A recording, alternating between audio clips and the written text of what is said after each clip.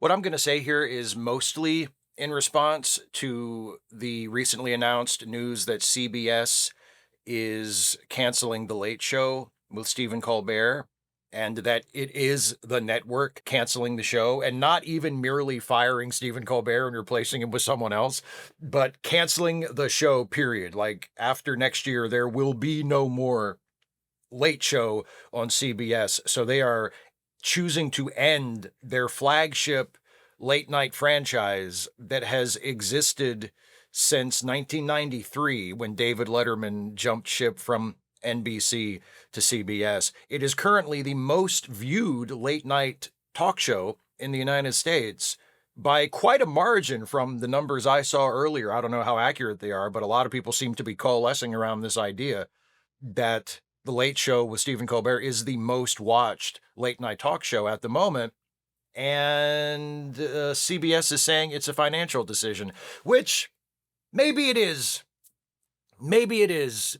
I'm sure there are complexities involved, especially on the business side, that a layperson who is not even in show business like myself can't comprehend. So maybe it is legitimately a business decision, but the timing is awfully suspicious given that A, CBS and its parent company, Paramount, is currently in the process of a big corporate merger. And within the context of that big corporate merger, they also recently settled a nuisance lawsuit filed against them by the current president of the United States. And the settlement of that nuisance lawsuit, where Paramount agreed to basically pay off Trump, was recently made fun of by Stephen Colbert on The Late Show, where he characterized it, and he wasn't the only one, as a bribe.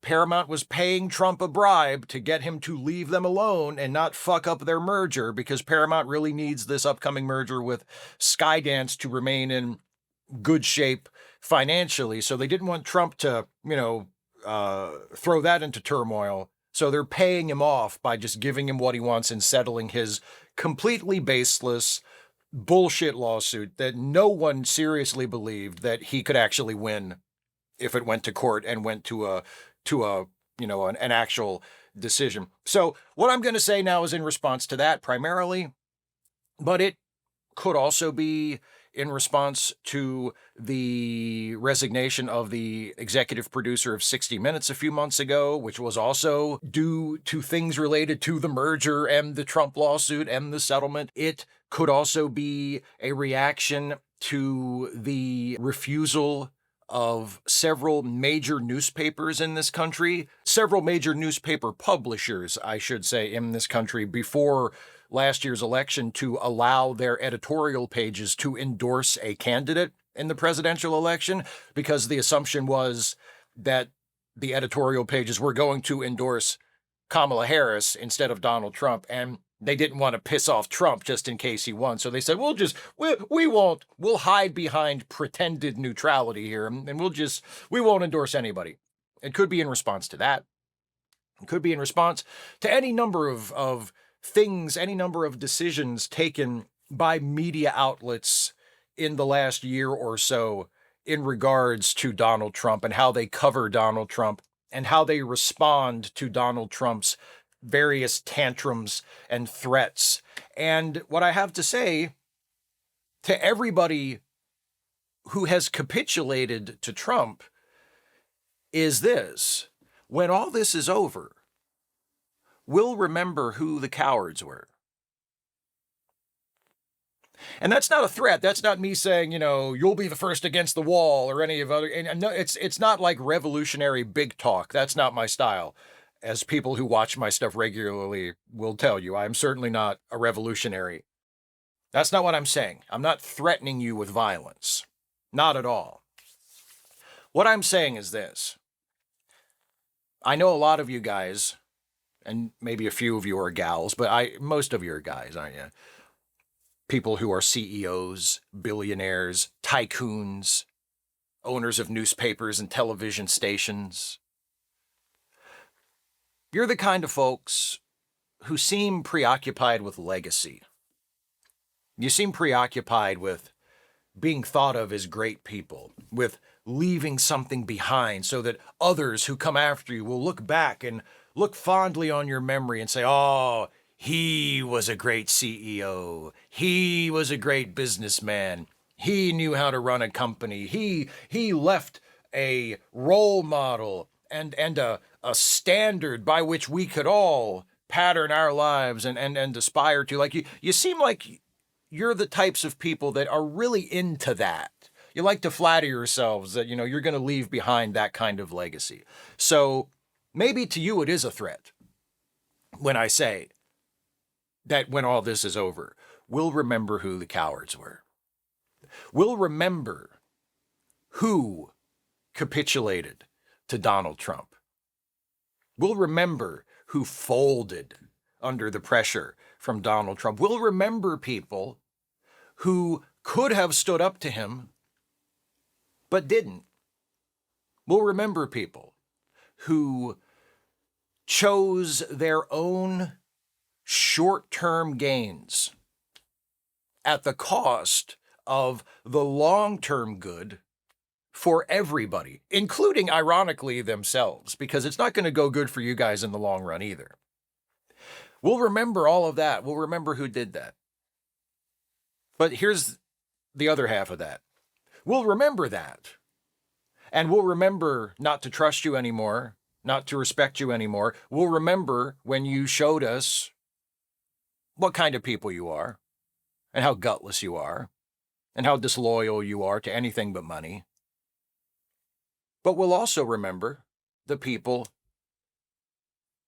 who did have the guts to stand up, and maybe even suffered a little for the standing up.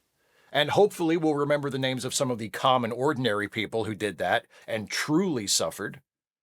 But we'll almost certainly also remember very fondly and very admiringly people like Stephen Colbert, who is not really going to suffer as a result of this. I mean, he's going to lose his TV show, but he's going to be fine. I'm pretty sure he's set for life, even if he doesn't work another day from now until he dies. But he's probably going to be able to get another TV show whenever and wherever he wants, except for CBS, apparently. He's going to be fine, right?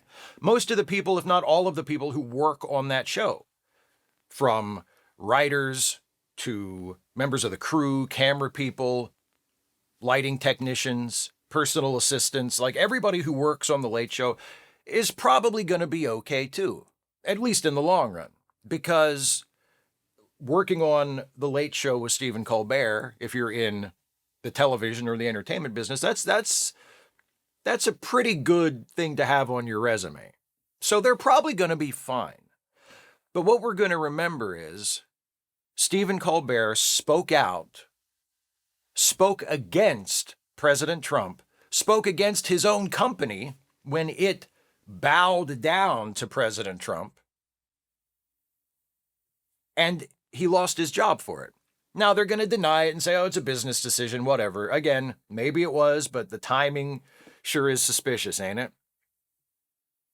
So we're going to remember that. We're going to remember that he stood up and that he was punished for it, apparently, or in all likelihood.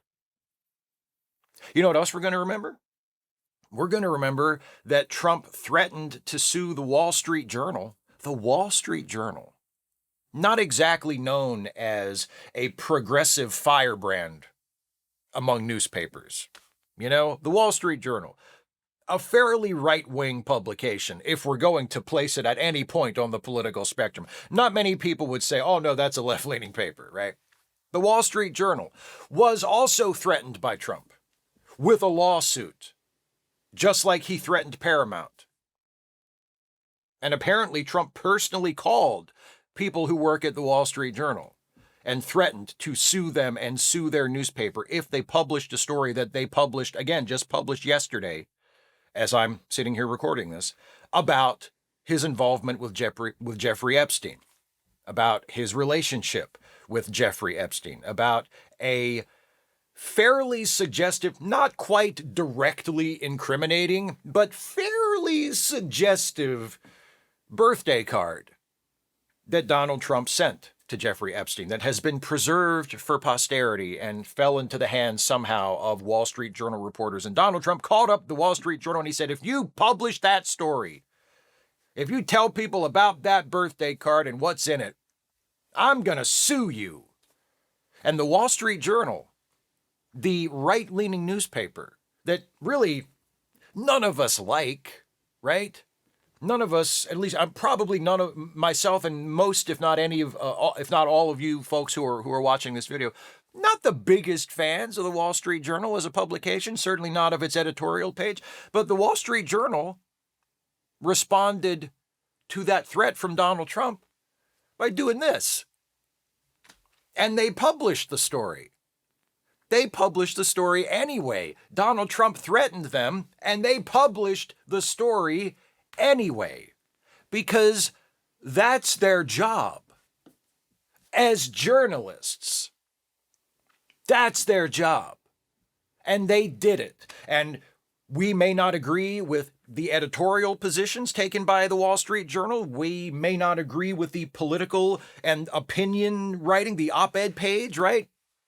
Promoted by the Wall Street Journal. There are all kinds of reasons to have huge problems with the Wall Street Journal. But one thing we can't say about them in this case, they weren't cowards. They did what a newspaper, what any newspaper worth half a shit should have done in that situation. The President of the United States, or really any powerful person that threatened them and tried to silence a story for their own personal selfish benefit, the newspaper, the journalists, they told that person to go fuck himself. Metaphorically speaking. I don't know if anybody actually said, go fuck yourself to Trump, but if they did, I'd like to buy him a Coke.